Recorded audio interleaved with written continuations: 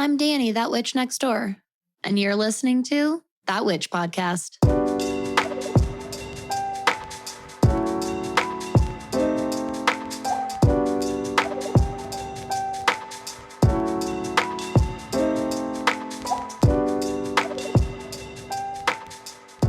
Hello, everybody. Welcome back to another episode here at That Witch Podcast. I'm Danny. I'm that witch next door. I'm going to be your host, your guide, your mentor, and instructor in all things magic, witchcraft, astrology, and witchy business. And today is a subject that I didn't really have a title for until recently, but it's a concept that I talk about a lot with my clients. And honestly, my husband and I discuss this a lot. I want to talk about redefining our concept of success and how it is more important than ever in spite of the age of the influencer. Okay? So just dive right into this discussion episode. First, let's start by kind of laying out what our preconceived definitions may be. First and foremost, we know that what an influencer is on a very basic level. Obviously, there's a disclaimer. Not all influencers are bad. And it's not even that influencers are bad. What's happening is that the lifestyle of the influencer, and if you can call it this, the business model of the influencer, is built upon, more often than not, is built upon a very, very shaky foundation. Lots of holes, loose bricks. Didn't take all the time in certain areas, but took some good time in other areas. So we're a little lopsided.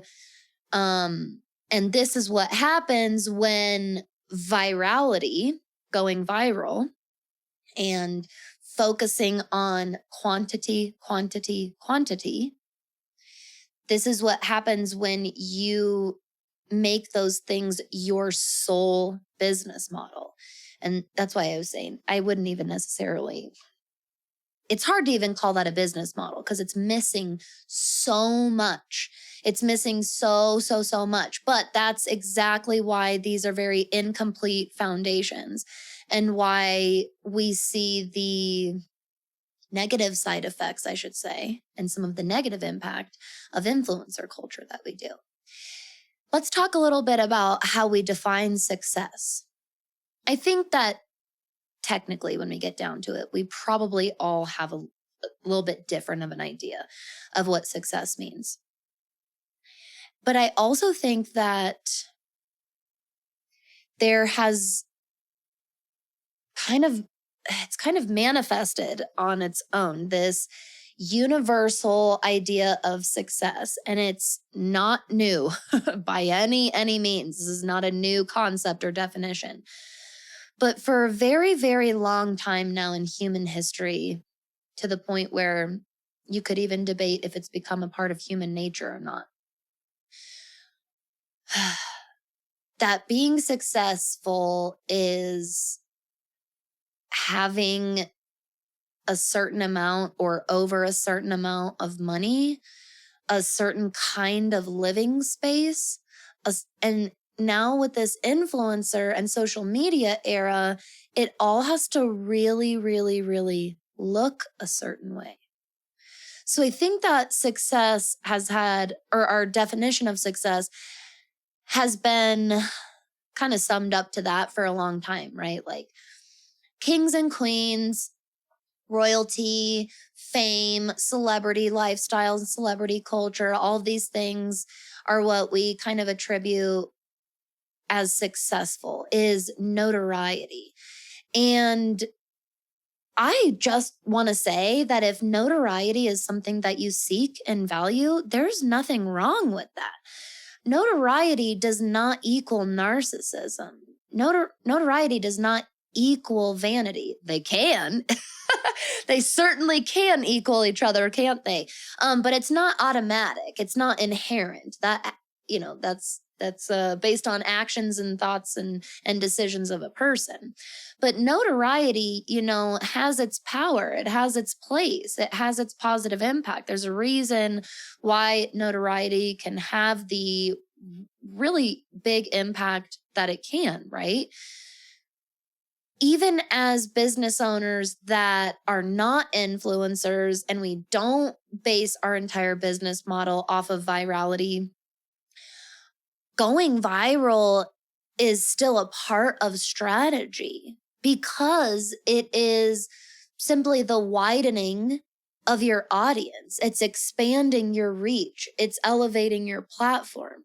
And ultimately, wouldn't you say just about every business wants notoriety? Even if it's not a business, from a business standpoint, there can be lots of reasons someone wants notoriety for those reasons for the greater good, It might be able to help large communities of people, right? It might be able to gain access to great resources, right? That can reach so many others, whether that's people, animals, or environment, whatever that is. So don't get me wrong, elevating your platform, widening your reach, you're not doing anything wrong by shooting for those stars, baby. You're not. Where the trouble begins and starts, and let's be honest, let's take a little trip in the time capsule way back when this all really did start. MySpace and Facebook, where for the first time, it was really accessible and really easy to share your life with so many more people than previously possible. And the basis for, creating these profiles and really getting to personalize them and customize them and make them our own was sharing our platform with our friends. And yes, I am heading there. We're going right to the top 8. I'm talking to all my millennials. We are going to talk about the top 8 on MySpace because I think that that's where so much of this starts. I remember, so I got my MySpace when I was in 8th grade. Most of my friends got it in 7th grade. I was under crazy watch on the computer and wasn't allowed to have one, so I didn't.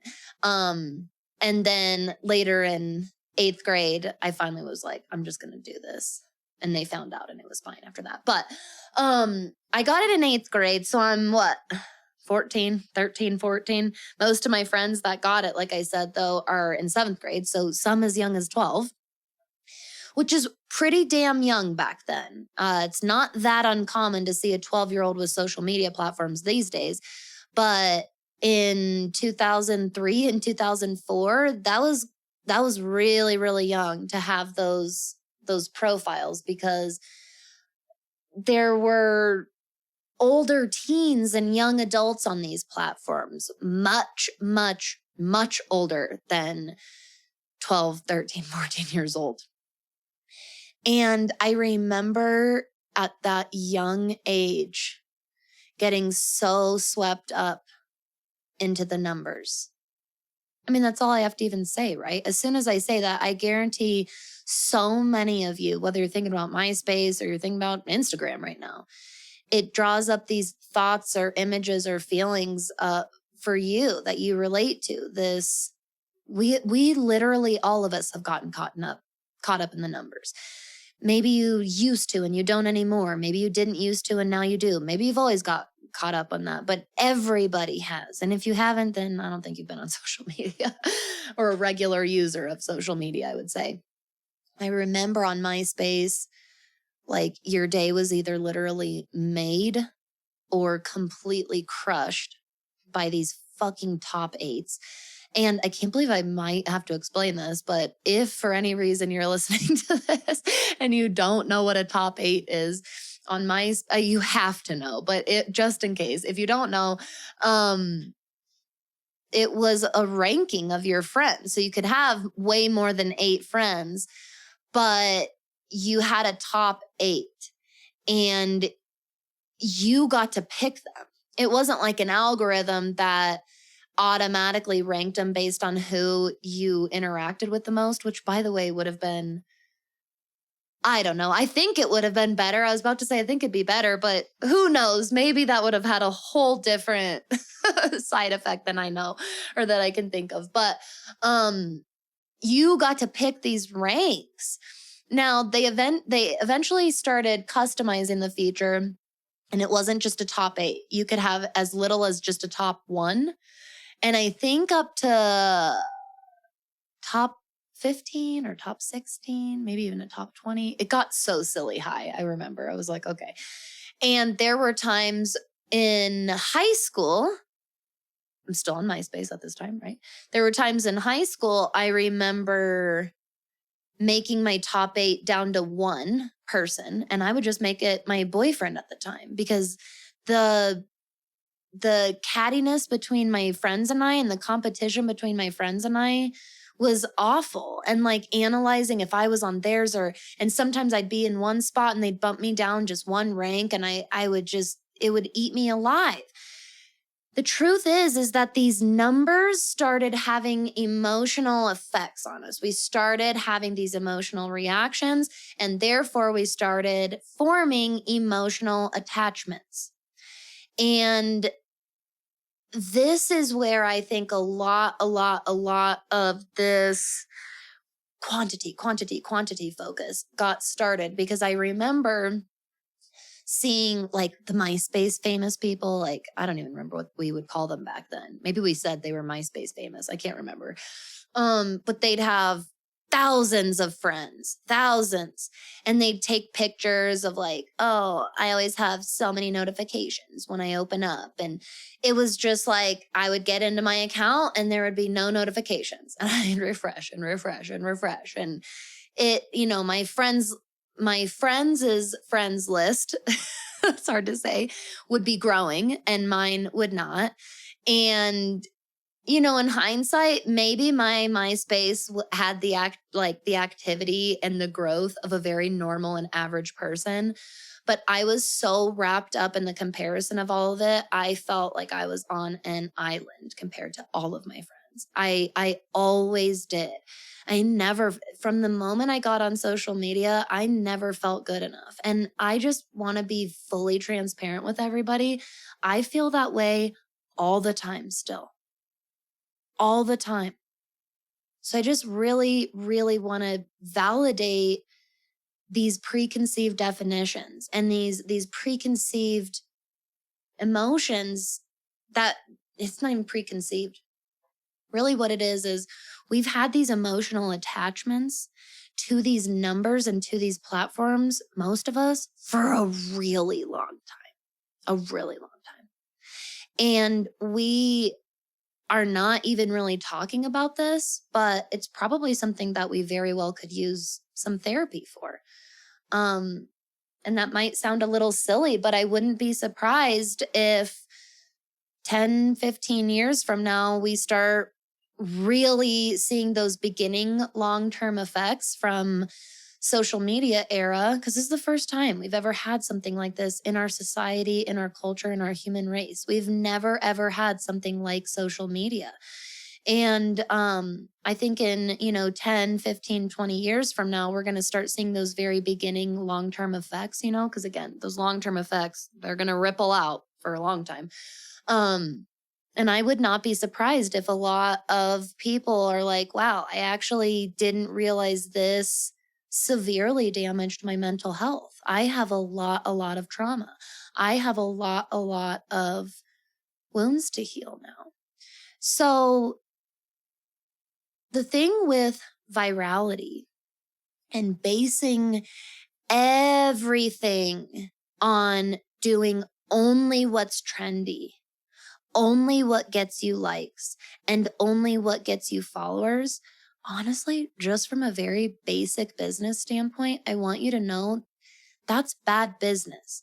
Do you want to know why it's bad business? And I'm not even going to say like, well, it's not all bad. No, that's bad business. If your entire business model is based on how many followers, how many likes you get, and keeping up with the trends in order to keep boosting those numbers, that is bad business. I'm very confident saying that because that does not convert sales. Oh my God. Take it from somebody who's on their multiple business now. Okay. And I promise you that I've done things that way. And it does not convert sales. It does widen your reach. It does expand your audience. So like I said, using viral trends as a strategy can be really, really smart and can definitely be a part of your business marketing model and plan. If you're not on social media for your business, I guess you don't have to worry about it. Like if you have a podcast like this, you're going to have a lot more freedom. You're going to have a lot more freedom. There's still different, some good common factors to keep in mind. Ooh, maybe one day we'll do you want to start your own podcast episode? How fun would that be? A little behind the scenes to get the basics of how to start your own podcast. Because boy, do I love talking about podcasting and business strategy. But you do have a little bit more freedom when you do a different platform like this. But if you are going to be a business or just a person that uses social media, I really, really encourage you to start actually breaking down your definition of success. I want you to actually ask yourself, I'm not kidding, I want you to actually ask yourself what being successful means to you. Don't answer the question based on people you think are successful. No. If you knew and you got to say you're going to be successful, later in your life or whatever that is, or by the end of your life, you're going to be able to look back and say, I was successful. I would have absolutely defined that life as a successful life. Can you please ask yourself that and actually write it down in what it is? Because I would be willing to bet that the huge majority of people listening to this, true success, and this honestly is even for the influencers I'm talking about. If you sit down and actually ask yourself how you define success for yourself, I guarantee it has nothing to fucking do with how many followers you have. It has nothing to do with how many goddamn likes you got on a post. I mean, really think about this, y'all. You think toward the end of your life, that's what you're going to value? That's what you're going to look back on as your proudest moments? Like I said, even these influencers, most of them, if they actually sat down and asked themselves that, they'd be like, well, no, it'd be the health and well-being and happiness of my family, getting to spend as much time with them and the people I want to spend time with as much as possible, doing the things that I want to do. Maybe for some people that was like traveling to their heart's content, Maybe somebody else, it was moving to the place of their dreams. Maybe for somebody else, it's, I could go on and on. It could be community impact. It could be humanitarian based. Whatever it looks like for you, I don't think it has anything to do with the amount of followers that you have. I don't. Now, if you're a business owner, I want you to ask yourself the same question. I want you to look at your business. Look at it. Whether it's going to your Instagram or your website or looking at a product you've made or think about a service you offer, whatever it is, I want you to look at your business in whatever way that means for you. And I want you to ask yourself, 30 years from now, how would you define success for this business of yours? Because again, at the end of the day, it has nothing to do with how big your TikTok following is. It has nothing to do with how many plays your reels get.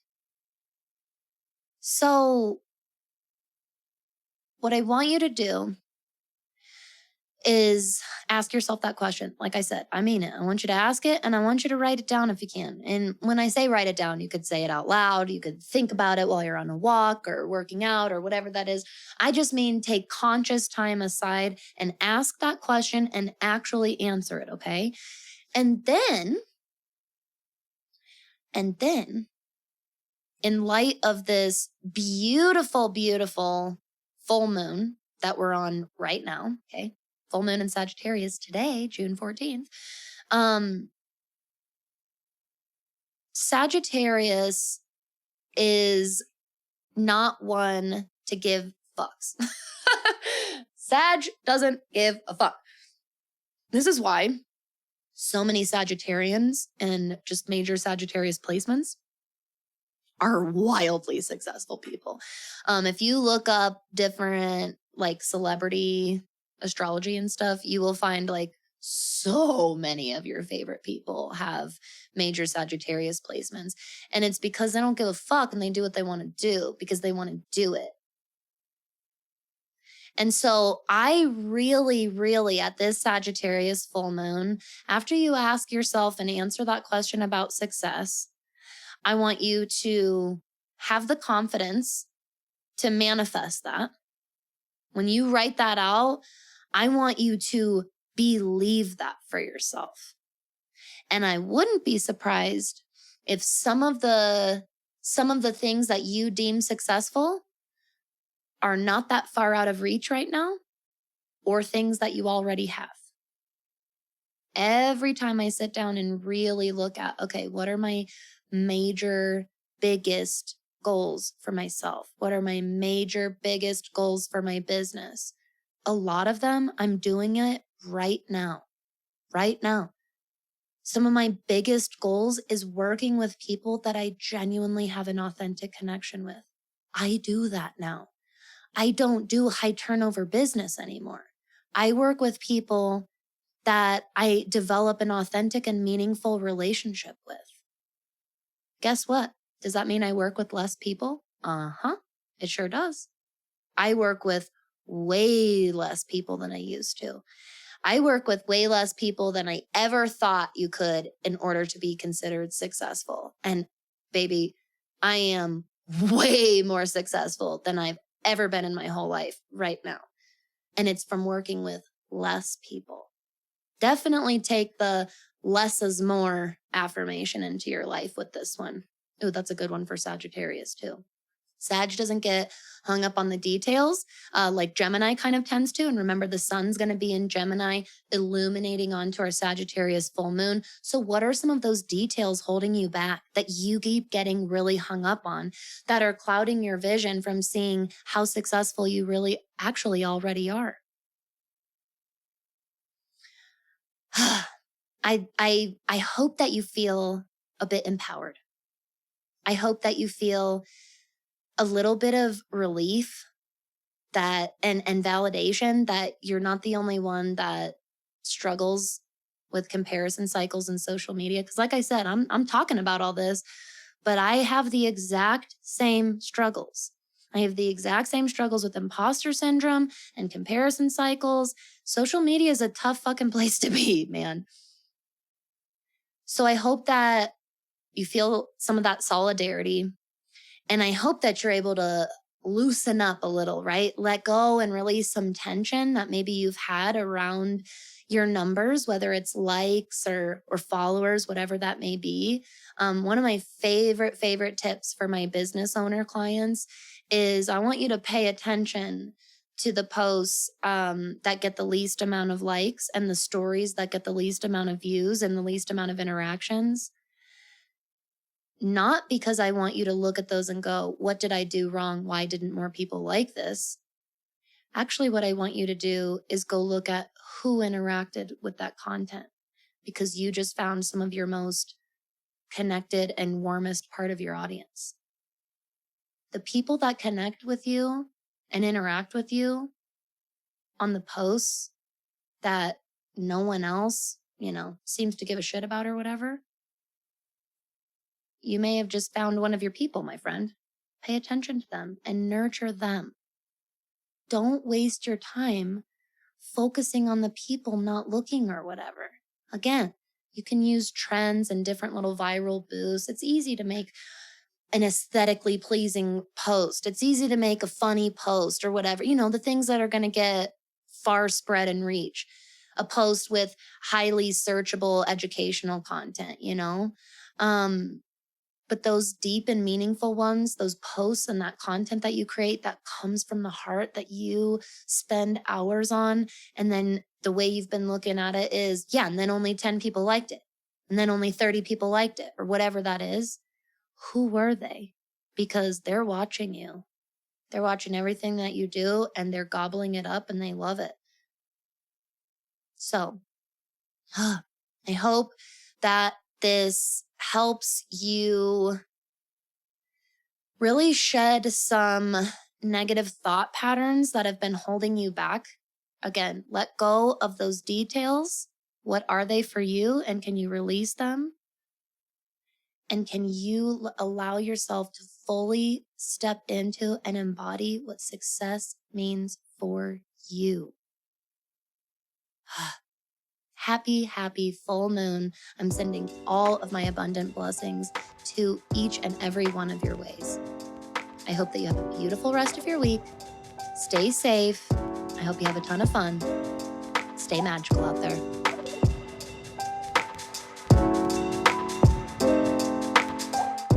Hello, my neighbor.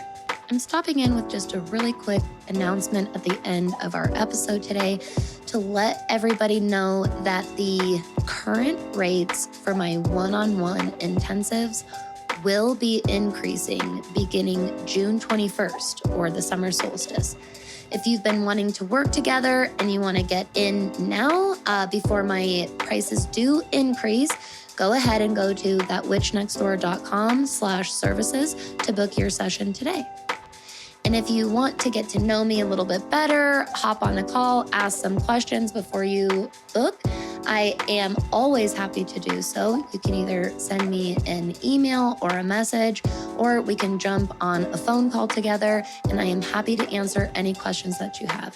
And as always, now and after I increase my rates, payment options and payment plans will be available and flexible. Thank you so much for your incredible support and energy here in our neighborhood. Have a magical day.